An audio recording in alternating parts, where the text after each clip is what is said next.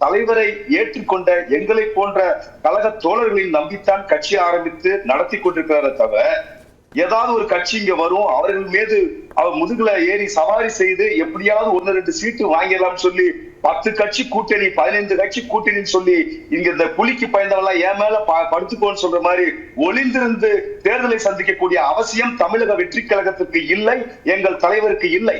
முதல் மாநாட்டிலேயே அப்படி எதிர்பார்ப்பு இல்லை என்றால் முதல் மாநாட்டிலேயே ஏன் ஆட்சி அதிகாரத்தில் பங்கு, நம்மளை நம்பி நிறைய பேர் வருவாங்க இல்லையா, அவங்களுக்கும் ஆட்சி அதிகாரத்தில் பங்கு தரும் அப்படின்னு ஏன் ஆஃபரை அறிவிக்கணும்?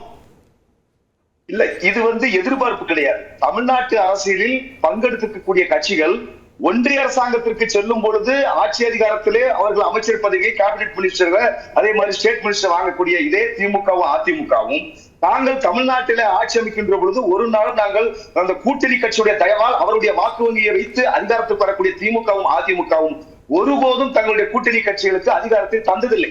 ஆனால் எங்கள் தலைவர் ஒரு அரசியல் நிலைப்பாட்டை ஒரு அஸ்திரத்தை முதல் மாநாட்டில் கொடுத்தது உண்மை. எங்களை முதல்வராக ஏற்றுக்கொண்டு வருபவர்களுக்கு நாங்கள் ஆட்சியிலும் அதிகாரத்திலும் பங்கு கொடுப்போம் என்று சொன்னார். அதற்காக நாங்கள் கூட்டணி கதவை எப்போதும் திறந்தே வைத்திருப்போம், நாங்கள் கூட்டணி வந்தால்தான் நாங்கள் தேர்தலை சந்திப்போம் என்று அர்த்தமில்லை. இன்றைக்கும் இந்த கணத்திலும் 234 சட்டமன்ற தொகுதிகளிலும் எங்களுடைய தலைவருடைய தம்பிகளாகிய நாங்கள் தனித்து போட்டியிடுவதற்கு தயாராக இருக்கிறோம். எங்கள் தலைவருடைய முகத்தில் தனித்து போட்டி அப்படின்றது வேற வழி இல்லை.